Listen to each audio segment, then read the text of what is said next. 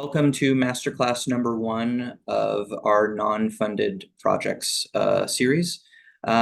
This project was funded by the Catalyst funding system that falls under the Cardano ecosystem. So we were given a grant to help projects that did not get funded in Fund 11.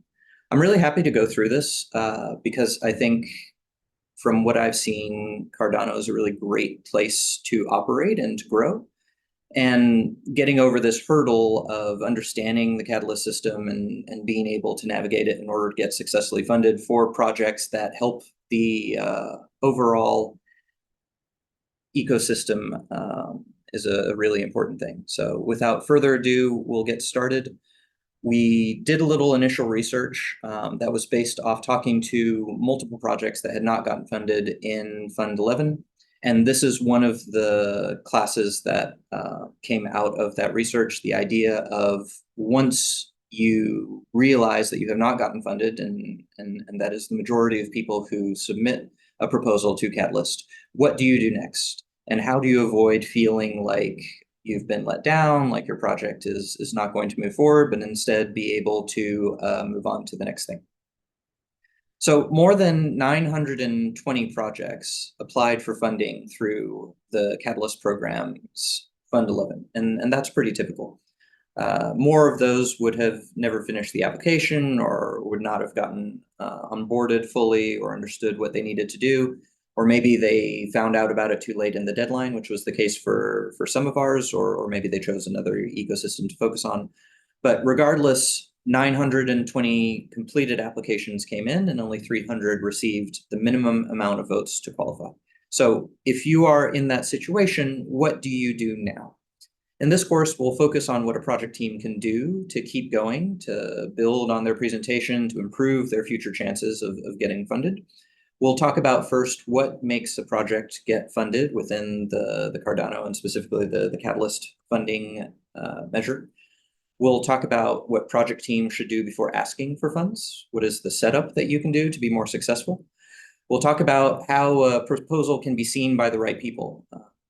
Cardano being a proof of stake network, it's not just a question of the number of votes or a particular way of applying. It's a question of getting attention from the right number of people and the right amount of voting power, and we'll talk about that specifically. And we'll talk about what are other ways to make sure your proposal is ready to be funded. So in this lesson, we'll be focusing on again, what does it take to be funded, some product ideation tips to make sure that the value of what you want to do and your personal passion is shining through what you're doing. We'll talk about what ecosystem value is and how beyond just appealing to a particular group or a particular sub-community within Cardano, you can create an overall value that will appeal to a broad range of stakeholders within Cardano. We'll talk about validating your idea. And there's two philosophies on that. I'll get into that. We'll talk about bootstrapping your project, on how to get by without the grant and where you can find some efficiencies. And we'll talk about managing people and expectations, because that can also be something to do, generally speaking, when you, the founder, or you, the project leader, or maybe you, the applier for a grant, don't get funded. There's also a team of people who were kind of getting ready to do some work or putting something together, and you also need to manage things with them, especially if you're going to be doing work in between this round and the next. One small piece of information that I will share with you, if you were not had the chance to participate in the last town hall that was offered as part of the Catalyst system, so that was town hall 173 if you want to look it up, they have said that they are going to be moving up the next funding round. So you can expect Fund 13 to go as early as September and to be closed out by the end of the year because of the change in governance that may happen linked to Voltaire. So it's really important to kind of, if you're thinking of submitting in Fund 13, kind of take this stuff on board, turn it about fast, start working on building your community and the people who are going to vote for you, and then be ready to submit as early as next month. So what does it take to get funded? I think there's a lot of sometimes bitterness around the idea that in a proof of stake network, the whales or the big players can push things through. And there's reasons why that's not true in Cardano specifically. So we know that from a decentralized perspective, there is a fixed supply of 45 billion ADA available in the Cardano network. We know that 46.6% of that is owned by whales and exchanges. But we also know that only 10% of the total supply votes. And that's really important because that affects what the minimum threshold for projects and proposals to get voted in is. It's a conversation that's been had between members of the community and some of the larger players, in that they should not put forward and register the totality of their voting power into the voting process in order to keep it decentralized. And so while there is a concentration of voting power in Cardano, not all of that voting power participates, so only 10% of the total supply votes. So smaller wallets are actually still relevant. And it's important to realize that you do not need to know the really, really, really large players like exchanges. In fact, it's less likely that those are going to participate. You can get by knowing members of the community, and there are other reasons why knowing those members of the community, the people who've been around a long time, who are really participating in the ecosystem, as should you, why that's important. It takes about 45 million in ADA in voting power to get voted as of Fund 11. That was the minimum, but sometimes as much as 110 million in competitive categories. We've seen that almost double in Fund 12, and there's good questions as to why that might be. Was it because we had the category on large corporates, or was it because of a different shift? But in any case, it is a vote. And in the end, I think what you'll find is a mixed approach is going to yield the best results. It's great to know a whale and have them participate. It's also great to know what I would call orcas, which are medium-sized wallets or players. And then you should absolutely engage with the community as a whole for reasons I'll explain in the next slide.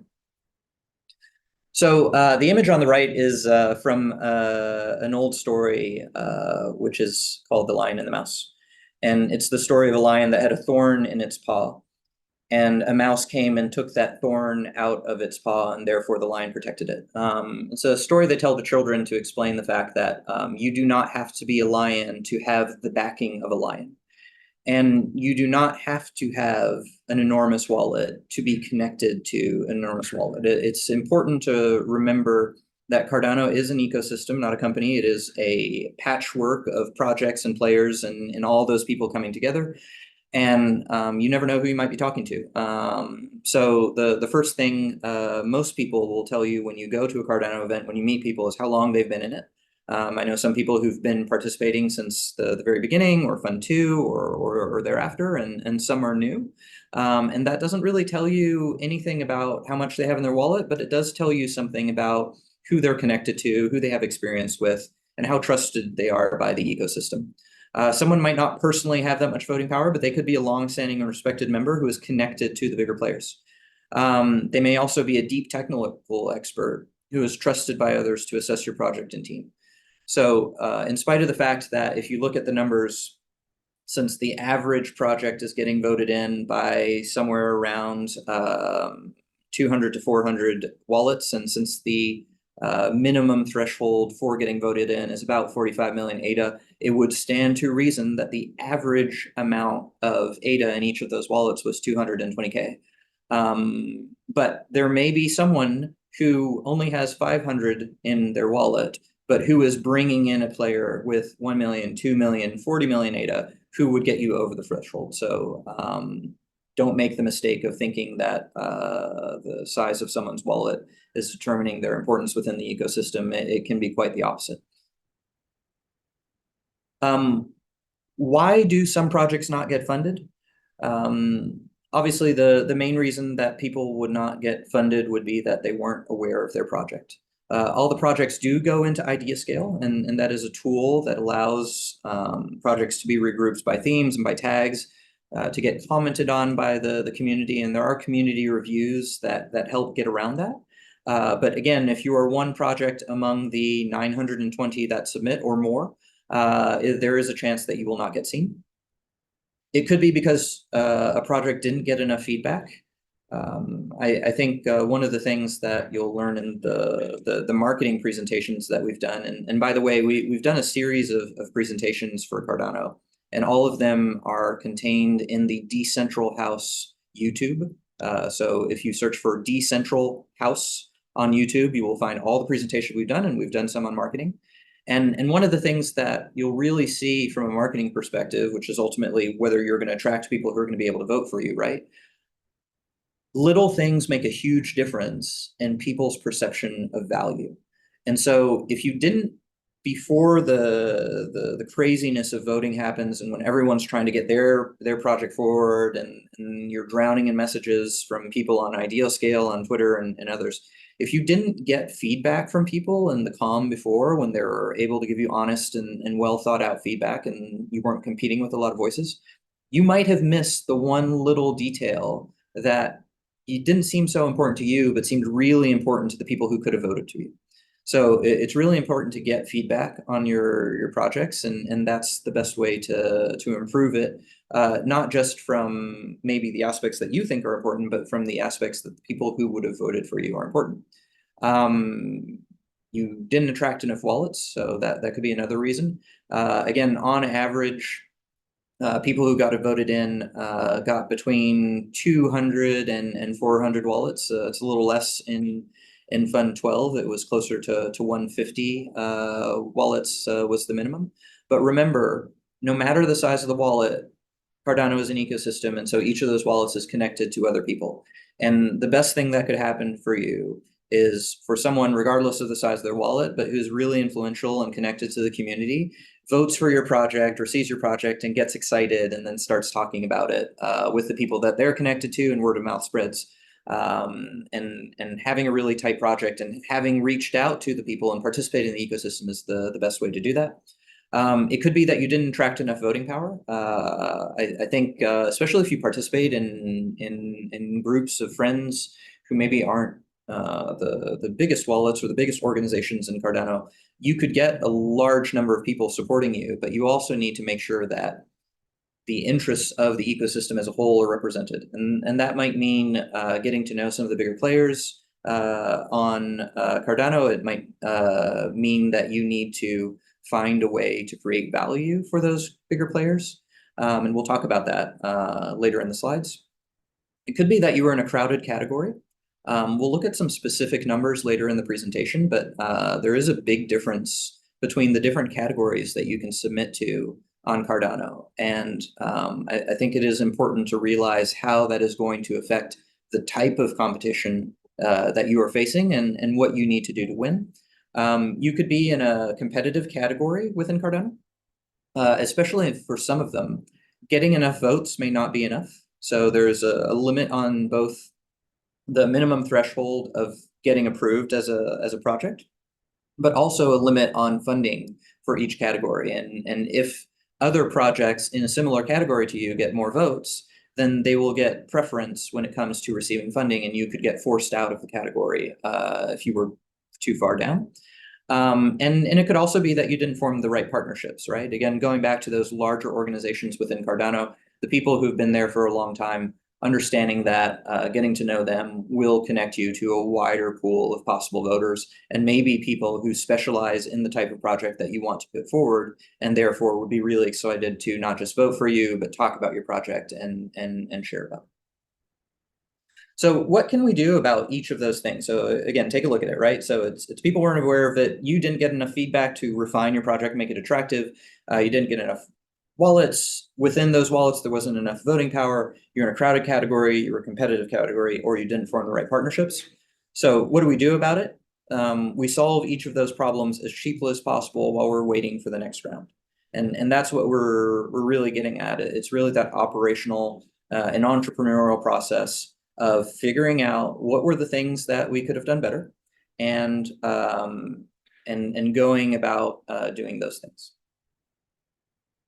So for the one that is about people who aren't aware of your project, I think this is probably the biggest problem facing first time and also several time proposers on Cardano. For for the last funding round, Fund 12, we actually accompanied over 17 proposals in helping them get them submitted to Cardano. And one of the biggest questions that each of those proposers asked us was, how do we get in front of the community?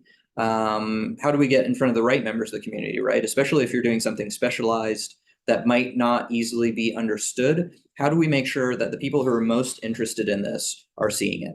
And we felt that this was a big enough pain to be the topic of an entire webinar. So the next webinar will be entirely about this. It will be engaging with the Cardano community, and we will teach that one on Tuesday, August 20th at 6 p.m. And it will also be on our YouTube channel, which again was Decentral House. You can just search for Decentral House and you'll find it.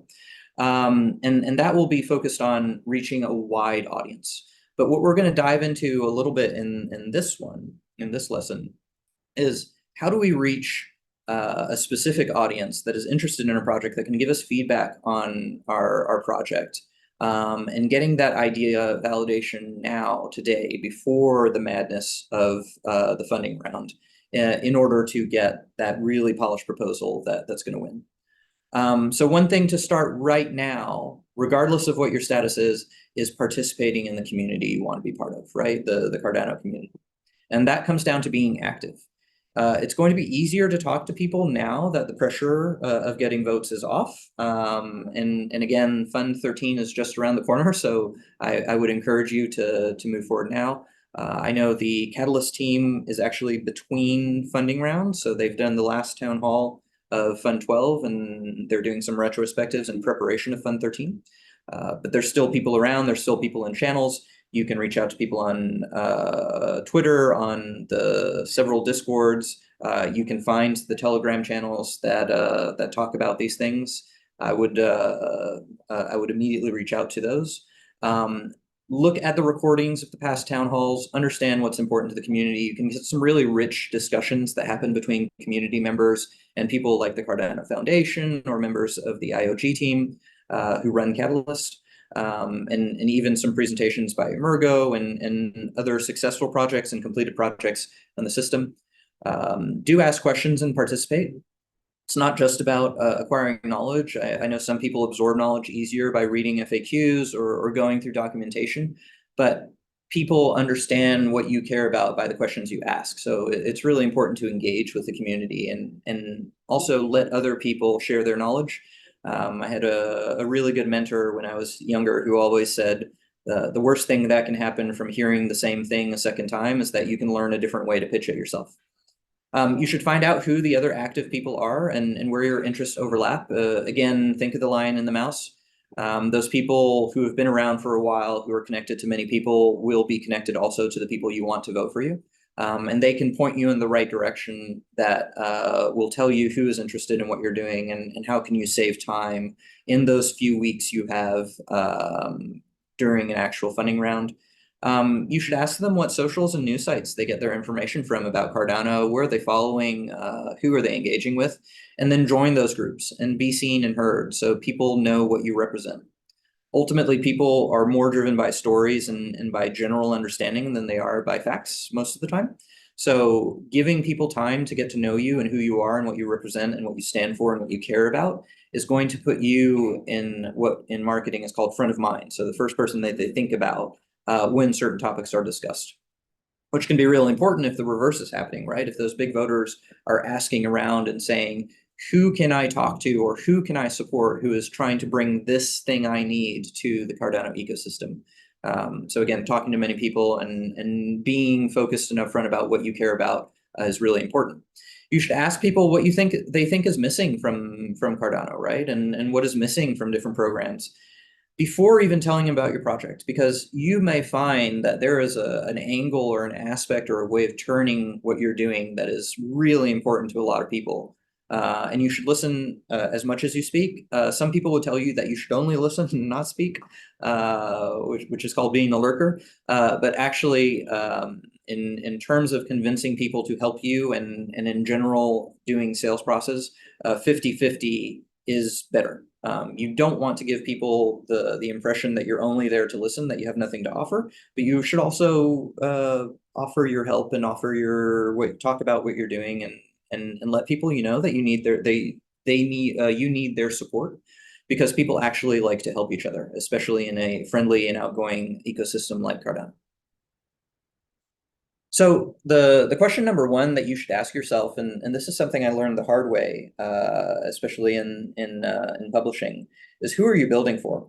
As we've seen, projects get voted in by between 150 to 400 or more people, members of the community, and each of those have a voting power somewhere between 500, which is the minimum, and 45 million ADA, which is what you would need in order to get voted in, right? We could get cute about it and say that you could have 200 people who are at 500 and then subtract that from 45 million, but use that as your average, because again, you do have some competitive categories. But you should know who you're building for, and who are you implementing your service and solution for. And is it going to be really big organizations, right? Do you have kind of a one shot that you could spend the next weeks or months wooing, that could single-handedly get you approved because they are themselves adding a lot of value to the ecosystem? Or do you need to get hundreds of people to know about you in order to assemble the right number of votes? Do you need lots of average voters or one big voter is the big question here.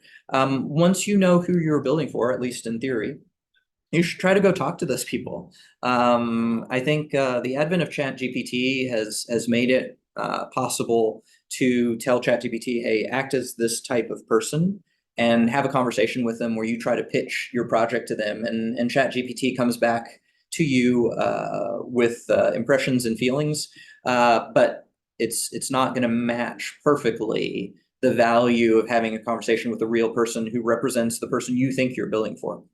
If that person turns around and says, listen, I really don't care about what you're talking about, I mean, with all due respect, then you can spend your time focused on someone else. If they tell you, oh, well, someone's already done that, have you checked them out? It doesn't mean that your project's dead. It means that you have another project that you can look at, and you can find out what people are really interested by, and what you could do better, or maybe there's a specific aspect of your idea that you're thinking of that has not been done before, and that can just strengthen your proposal. So it's really important to have those real conversations, figure out if they actually want your offering, and also by trying to reach them, you'll find out ahead of time whether the way you were envisioning reaching them during the actual funding round is going to work, right? You may find out that while you think they're on Twitter, they're all dead accounts and they're completely unresponsive. But there's a really big fan group around this specific topic that has assembled on a Discord, and by going to that Discord channel or that Telegram group, you can speak to all of them in one shot, and it will save you enormous amounts of time when you're under pressure. But you won't find that out until you actually try to reach out to them. And then even if they're really interested, do they intend to vote in the next round, right? You might find out that there's this incredibly rabidly passionate community that really wants to see one thing done. And there's 800 of them, which is fantastic, right? That's twice the number of voters, but none of them vote. And ultimately that would mean that you would need to either convince them that this is the time that they wanted to vote with an average amount, and get that committed group of people who are going to support you, or you need to find a new audience. And that may require you to make changes to your plan and what you are going to propose. Being active in the community is also like an audition. I mean, you can get some really valuable feedback from people who are not interested in what you're doing. You're essentially meeting your future voters before you ask for support, and especially in categories like the open ecosystem category or even the concept category, that can be really important, and we'll talk about why. Who was most excited by what you're talking about, right? You need to check your assumptions by testing them in the actual kind of ecosystem and talking to people. I think you can also, once you connect to players, start asking them the question, do they know any other groups or big players who share their passion, right? Can they introduce you to their lion?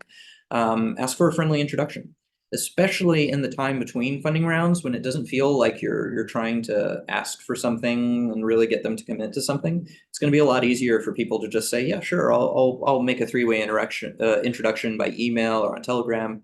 Or why don't you join us on this kind of group chat that we have? That's going to be easier when the ask is small. Your goal, again, is to have a personal and professional knowledge of the group of people who collectively could vote your proposal into existence. And that is going to take time, and that time is better spent sooner rather than later if you're going to be successful. How do you know what to build? Part three. Again, I think once you've reached out and you've talked to people and you start to figure out who is really excited about what you're doing, you need to start with who you understand this idea, this project creates the most value for, right? Who has the most stakes in either voting for you or getting someone else to vote for you. Finding out where those people are so you can test the idea before you build it. Especially if it's something that you could prototype or you could put a slide deck together or even, a Figma clickable prototype or something like that and get them to realize what it is. Or if you have a complicated idea, how can you make it tangible? Or how could you simplify it in order to release that first version and see it without incurring a whole bunch of cost? Because if people don't understand something, it's very unlikely that they're going to vote for it. And then which other members of the Cardano community might support it, right? Ask that question. Who do you know who might be interested in this? Who do you know who could refer me to someone who could be interested in it? And how can you prove that users, even if they're not voting, might really use it, right? Can you get a few people who maybe are not even part of the Cardano community, but will give you testimonials that this is a really good idea and that if you built it, they would come over to Cardano. I think that's something that a lot of people could be interested in. And then, the flip side of that is don't try to please everyone, especially if people are outside the Cardano community or if they're not actually voting. You should focus on your core audience, right? Because if you can't get to the people who will vote and who are really interested in this topic and who really want to support it, then the odds are it's never going to happen. Remember, your target isn't to beat everyone. You don't have to beat the whole of the Cardano community. You don't have to win out against every project. Your goal is to reach the minimum voting power for your category. And again, that may fluctuate a little bit based off the amount of competition within a category. And we'll talk about that specifically with numbers shortly. Fight to get better feedback. I think some people can be uncomfortable telling you no or telling you that something about your project isn't right or makes them uncomfortable or that they don't think you can do it. But actually, that is the most valuable feedback you can get when you're in the before period, right? The worst thing you can do is find out that there's something wrong with your proposal after you've submitted it and it's done. You want to find out all that constructive, maybe negative feedback before you're really hoping that people are going to see it, understand it, and vote for it rather than during the voting. And what is going to get people excited? What's the detail? What's the image? What's the extra little bit? Or do you have to make a video in order to get people to invest their time in supporting you with either votes or introductions? And again, if you can, right? Not everybody can. We'll talk about bootstrapping, but pay it forward. See what you can put in place in a low to no cost way in order to present something more complete to the community, or just find out that you're going in the wrong direction. In any venture like this, you're really going to want to find out if you're going the wrong way as soon as possible, and that's called failing fast, so that you can change your course and find the thing that works. So imagine you've built a community, you've got a bunch of people who are really interested in what you're doing, and that's what our next lecture is going to talk about. So again, if you're really interested in how to engage with the Cardano community, I encourage you to watch the session that's going to be on Tuesday, August 20th at 6 p.m. CET, which will also be on our Decentral House YouTube channel. So you can just search for Decentral House and you can find all the videos. But if you've got this big community, you also need to make sure that they have enough voting power to get you voted in. And again, as a rule of thumb, you can think that the average voting power of the 200 to 400 wallets that are going to vote you in needs to be about 220,000 ADA each. So for every small player that you have, you need to make sure that they are connected or you are connected to a bigger player in order to hit that average. And the best way to convince bigger wallets who have a lot of stake in the success of the Cardano network and a lot of interest in that, the best way to convince them is to focus on ecosystem value. Now, what is that? Ecosystem value is down for the most part, first and foremost, to the narrative of the ecosystem. And that means, what is the Cardano ecosystem for? How does it come together? What is it built to do?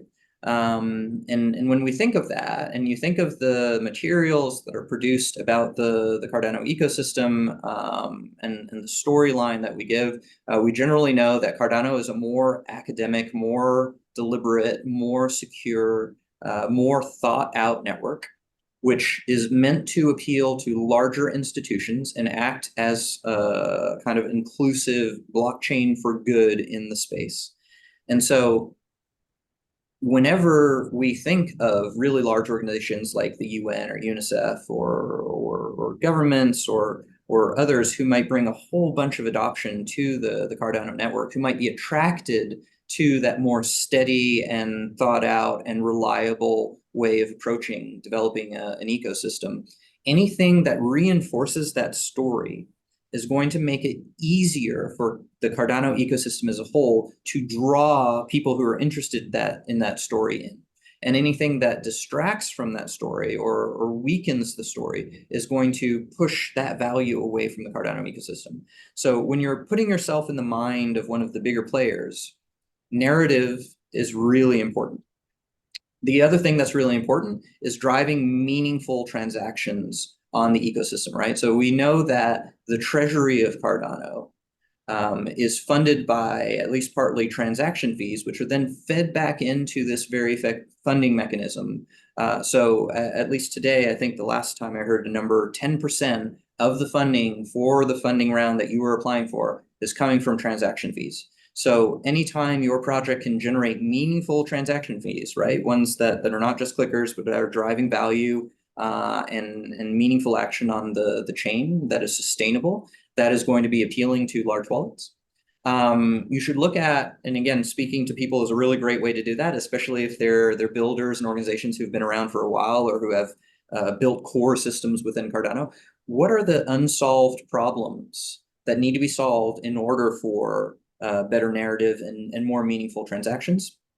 Another thing that can really draw more devs and more investment and more big players is innovation. So is what you're doing a really cool use of tech? Has it never been done somewhere else? If so, you might want to put that forward.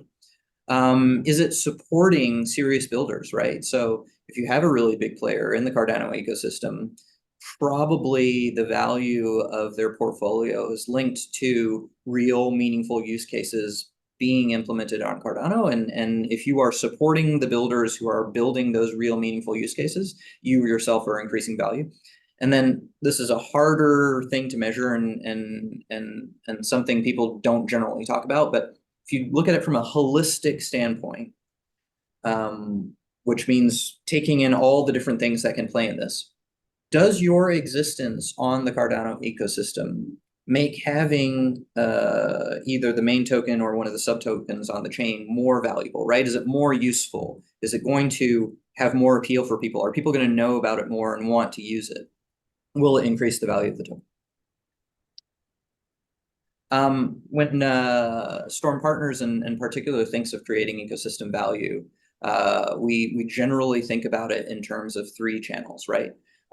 We think about bringing more builders onto an ecosystem because builders are the heart of any Web3 ecosystem, and particularly in Cardano, we need more people building really cool things and helping each other.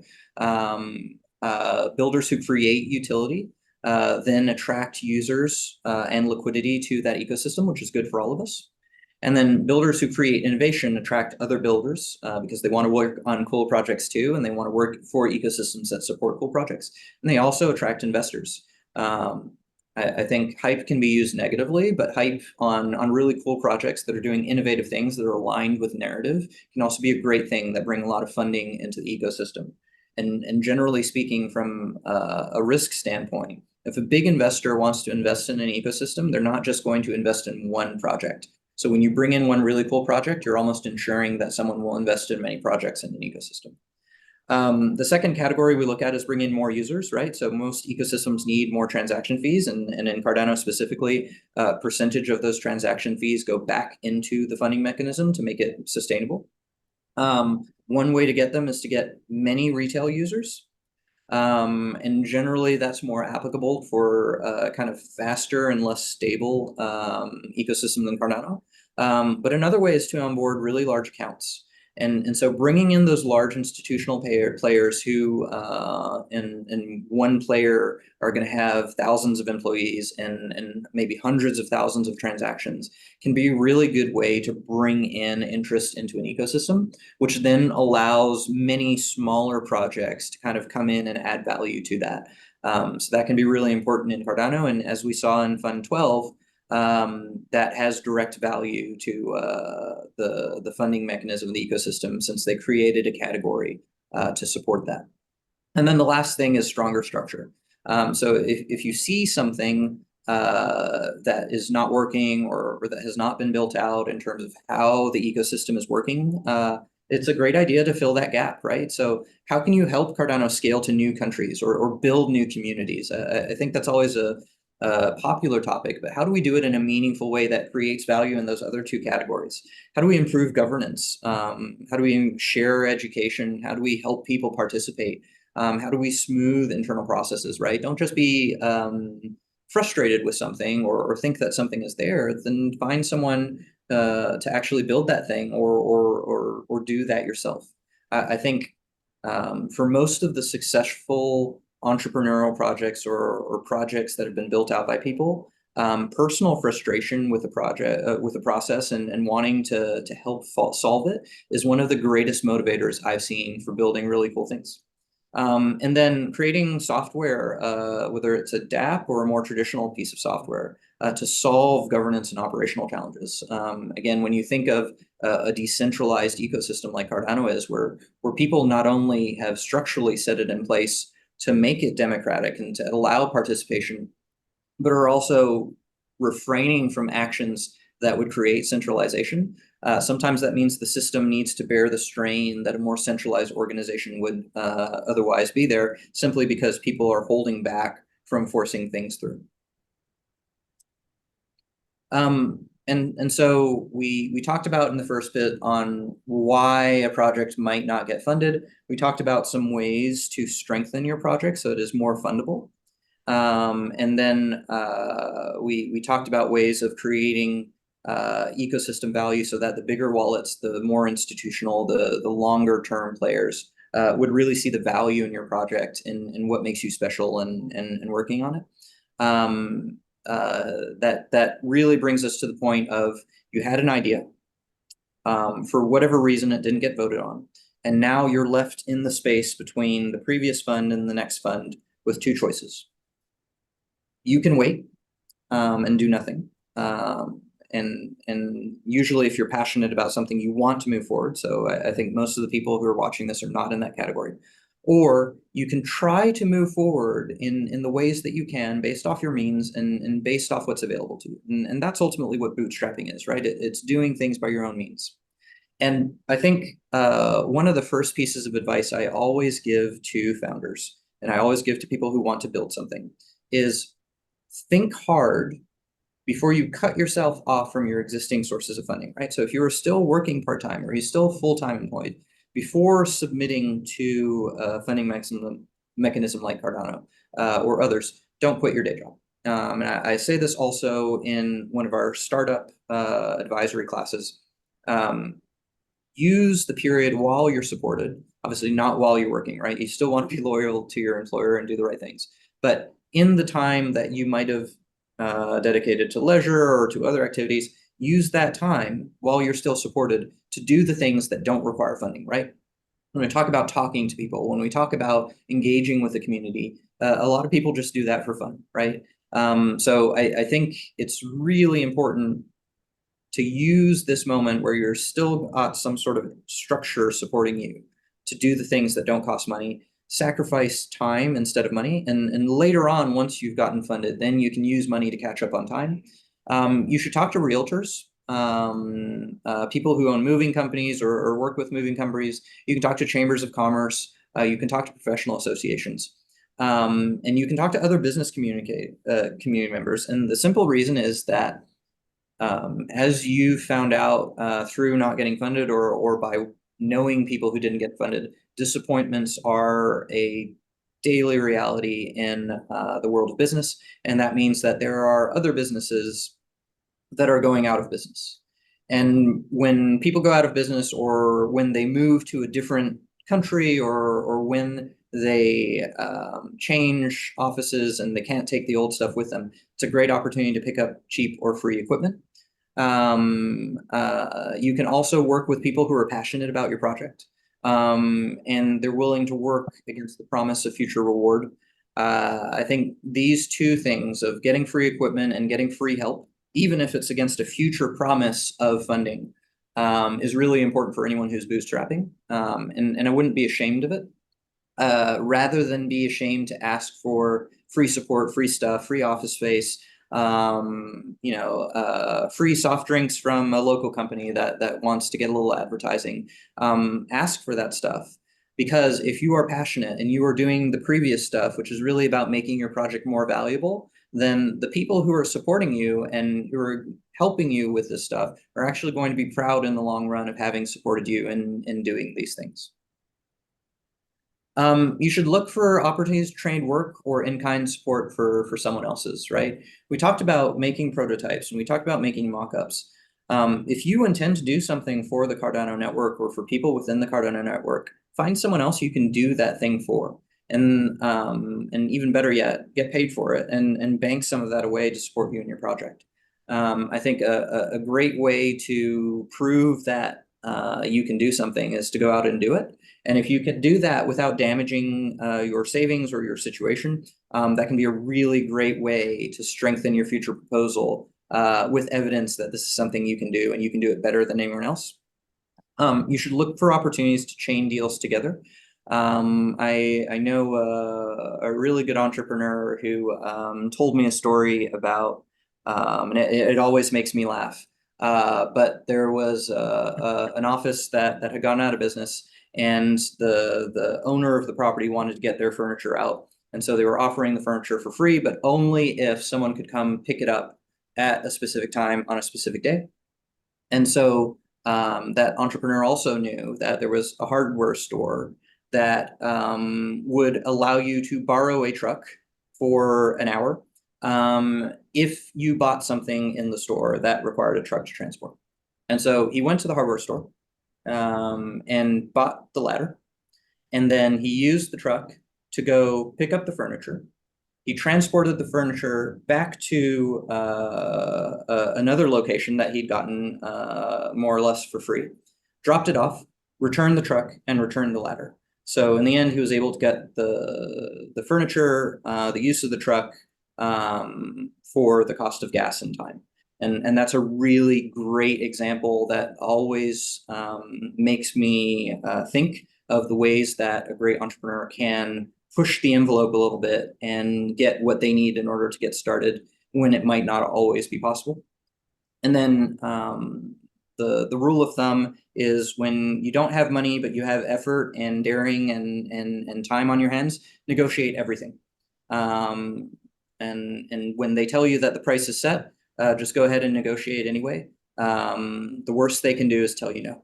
And if you keep knocking on doors, generally you will find someone who's willing to open one, either against the future promise of funding if you were able to get your project funded because you've already done some cool, amazing things and strengthened your project, or because they are okay with supporting you and supporting the impact you're going to create. So this is the crunchy bit of the presentation. And to get to this, we analyzed the numbers that came from the Fund 11 voting. And so we did a breakdown on the results, and this is what we found.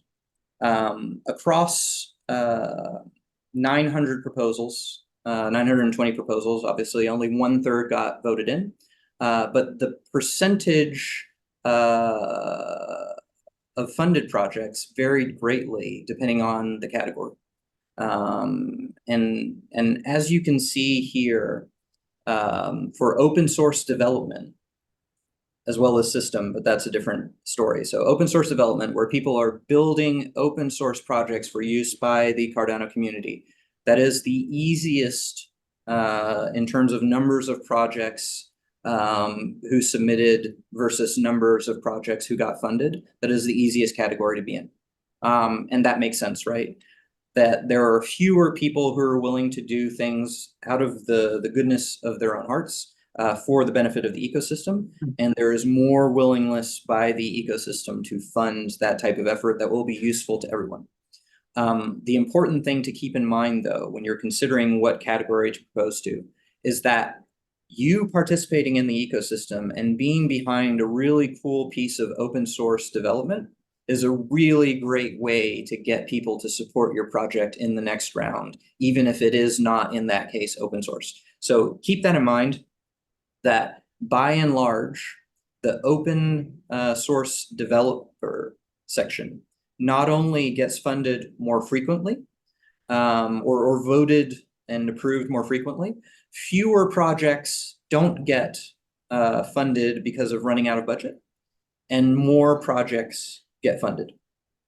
The minimum number of votes is a little bit higher. So typically you had more people voting for those projects, and you had more voting power in order to be in that category, right? So it is a little bit competitive in that you need more voting power and more people to vote for it. The good news is that 86% of the projects, of the projects that got funded, 86% of the votes had a yes. And then the also okay news is that of the projects that did not get funded, only 39% had abstain votes. Now, what does that mean? That means that if you got funded, the vast majority of the people who saw your project, who went into the open source development and looked through, the vast majority of them said yes, right? They approved the project, they saw value in it, and they voted yes for Cardano. And then if your project did not get funded, it was less because people said no to it, less so than other categories, and more because not enough people saw it, or because you didn't propose it in the open source category. So again, if you are looking to do something and get paid for it, but not necessarily create intellectual property, or at least release partial intellectual property into Cardano, the open source developer segment is a really good one to go. Let's talk about the less easy categories. And again, leftovers as system are separate. So let's touch on that briefly. Leftovers are projects that got approved in terms of the minimum votes, but ran out of budget in their category. So they're rolled over from previous ones. So it's really hard to target that one. So we'll leave that one out, and that's why it's in gray. And then system are the projects that are really sponsored by Catalyst and IOG in order to develop the core system of Cardano. So again, not everyone gets to participate in that. So we'd set that aside as a different category. If you want to go into that category, I would really suggest trying to find a way into the IOG and Catalyst sphere rather than doing it. But for the remaining ones, what we see... Oh, Oscar, do you have a question? No, Oh, okay. Sorry, I heard it. So what we see is that out of the remaining ones, right, not the open source development, but open source ecosystem, which are more the marketing and community building ones, only 25% of the projects submitted got funded. Now, if we go over to the number of projects funded, we still see that a pretty close to the number of open developers and concept projects got funded, right? So that means that there's an overwhelming number of open ecosystem projects that are not doing a significant development effort. And so if you are submitting to the open ecosystem category, you are competing with an enormous number of projects for attention. Now, does that mean that it is a super competitive category? Not necessarily. If you look at the percent out of budget column, you can see that no projects didn't get funded because the category ran out of money. They didn't get funded because they didn't reach the minimum amount of votes. So a reverse way of looking at that is that if you didn't get funded in the open ecosystem category, it's because you didn't get seen by enough people, or you didn't convince those people to vote for you, or you didn't convince enough voting power to vote for you. And think back to what we said before in terms of how that that affects things. Just a second, I'm seeing in the chat. So you can see someone has said I can confirm that. Looking on the right side of the chart, we can see that of the projects that did get funded, only 49% of the voting actually proceeded. So that means that there was not clear value to the vast majority of people who saw it. So it is less a question of not being seen by enough people and more a question that projects in the open ecosystem and product and solution category are facing some very discerning voters. And it's hard to get the majority of them to vote for you compared to the open developer section. Furthermore, you can see that in the open ecosystem and the product and the solution section, 72% of voters, for those projects that were not funded, 72% of the votes were abstentions. So people who saw the project and said, no, thank you. So there's really a work to be done in the open ecosystem category, the product category, and the solution category to prove that you are the best project for Cardano in that category. And so that can be challenging. The concept category is kind of in the middle on all this, right? You can see that a greater percentage of projects got funded in that than the other four that are kind of in the middle range. And also there was plenty of budget for even more concepts, but that the number of votes required for a concept was higher. And that there is still kind of that discerning audience and that number of people who said no to a project. Now you don't get voted against, right? That only happened in Fund 10, but that does mean people chose not to support you, right? As opposed to you just didn't get seen by enough people. The product category and the solution category are different in that you can see that in the product category, right? So concept means you are building an MVP or building towards an MVP, you're coming up with a concept. Product means you've already got an MVP and you're building towards something functional. And solution means you're building the whole enchilada, right?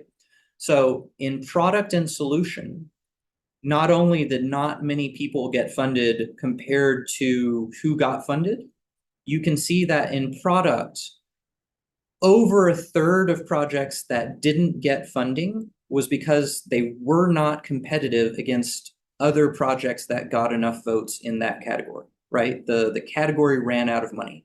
And in solution, there were fewer people who proposed for solution, and there were more of them that got it. But still, over a fifth did not get funded because other projects in the solution category who also got enough votes got more votes from them.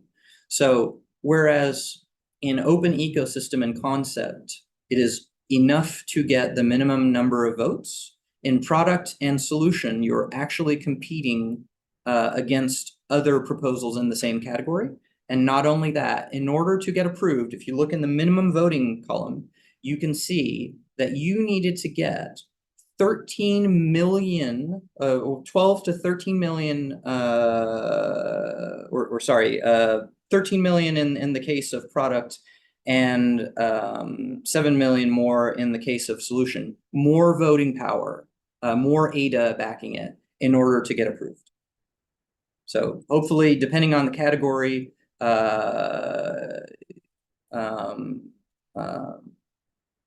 depending on the category that you apply to, you can kind of draw some conclusions as to the reasons why you didn't get funded and what you can do about it. And again, this whole presentation is recorded, and it will be shown again if you want to kind of do a second deep dive into the reasons slide and the ways of solving. I do have an observation in the chat saying I've often seen that projects missing the minimum voting power have a similar amount of abstain votes. I couldn't confirm that specifically. I'd have to go back into the numbers, but that may very well be true. I guess one of the things that it would be interesting to do as a case study is for those who just barely missed it, right? Great projects, great support, but just barely missed either getting funded because they ran out of money or barely missed the voting power because either more voting power registered than they expected or they just didn't have enough wallets or voting powers in. Is that demographic different than the others? So that would be a really good follow-on study. And actually, we will be doing another round of this, so maybe that's something we can look into. I'll make sure to mention that for the team. Thank you for bringing that up. So insights by category, again, open source development is the easiest category to get approved in. Use case solution is the hardest, but open ecosystem disappoints the most people. Open ecosystem is also the category where proposals have the least traction on average. You can see why reasons why a proposal didn't get funded in the previous slides. And for open ecosystem and use case concept, there are a large number of abstain votes in non-funded projects. They have been seen, but specifically not voted for. Managing people and expectations. Again, the last point to remember is that generally this presentation is oriented towards founders who submitted a proposal in the first place. But there's usually a team of people behind them who are going to implement this thing, right? Programmers, friends, marketers, anyone who is going to be participating, students if you were running an education program, or people who were going to be taught to code. All of those people also need to be handled. And making sure that you not only align with your core team on how you are going to deal with the non-funding event, or as I've also called it, rejection. I know that's how it can feel. So aligning with your core team and then aligning with the stakeholders who are going to benefit from you doing this project is really important. And it's a really important thing if you're going to continue working on this or resubmit it in the following round. Excuse me. I think if you're going to work without pay, or if you're going to work against future pay, it's really important to be very clear what each person will do and what they will receive. You want to set expectations in order to have people know that you say you do something and you'll do it. Remember, when you're running a remote team, you should invest time in getting to know each other. Especially if you're communicating bad news, don't do it by email. Have a face-to-face call, talk to people, let them see your expression, let them see you care, spend the time. I think, especially for professionals who are used to rejection, it can be easy to forget how personal not getting funded can feel, especially if you're either young or you had big plans to do this. Or if this was going to be a major shift in your career. So invest the personal time and invest the personal connection in the face-to-face. And remember that until you pay someone, they are a volunteer. So you should treat them that way. I know plenty of people, even NGOs, who have treated their people like they were paid employees, and those people have left and gone to work for other people who are working on their passion for free. So people are always getting paid in something. If it's in goodwill, then make sure your will is good. And then be transparent, right? Make people aware of what your plans are in case you either succeed and money is now available and all these people who supported you are now expecting something, or if you fail. I think some of our own challenges have been around not setting clear expectations from the beginning. And I think it's important to always have both those plans, right? What is going to happen if we succeed? What is going to happen when we fail? So we don't suddenly get surprised by things when things go well or poorly. So thanks for attending this class. We are Storm Partners. We are a consulting firm that works in Web3 specifically for ecosystems, and we have been where you are. The first 5 proposals that we submitted for Fund 10 all got rejected. And the proposals that we submitted in Fund 11 were those reworked proposals where we invested more time in the community, in understanding what was needed, and really trying to add that ecosystem value. It's not that, we're the end all be all of it. There are many niches and subsections in Cardano that are probably interested in what you're doing. And it's really just a question of finding them, of understanding what they need, and fine-tuning your proposal, and then getting it out to enough of the right people in order to get voted in. Again, we have been where you are, you have our sympathy, and hopefully through this video, you have some ideas on how you can get funded in the next round. We have been in Web3 for usually between 4 and 8 years, depending on the team member. We are dedicated to helping the Cardano ecosystem grow, and looking forward to doing more of this. Again, the next presentation is going to happen on Tuesday, August 20th. At 6 p.m. European time, Central European time. It is going to be focused on how to engage with the Cardano community as a whole. We have some really good people kind of working to flesh that out and give some really tangible advice to people on how to reach out. So I hope you'll join us for that one also. And if you have any questions, feel free to come off mute or drop them in the chat, and happy to spend the time answering them. I do see a mention by the EU Cardano group to join them on x.com / Marcus Ubani. So if you are looking for that entry point, x.com EU Cardano or x.com Marcus Ubani, Ubani, do reach out. Thanks, Ariadne, for joining, and the next meeting will be on Zoom, so you can sign up through the Luma link and attend. Otherwise, yes, it will be on YouTube. We've done 12 presentations on kind of entrepreneurial skills. We've done we're going to be doing several presentations on DAOs on Cardano, and we're also doing these on non-funded projects. So if you enjoyed this and you know someone who could use it, please do absolutely share it. We would love as many people as possible to get the value of this and to successfully submit their next proposal in Fund 13. Thanks so much, everyone, and have a fantastic day wherever you are and however you found this.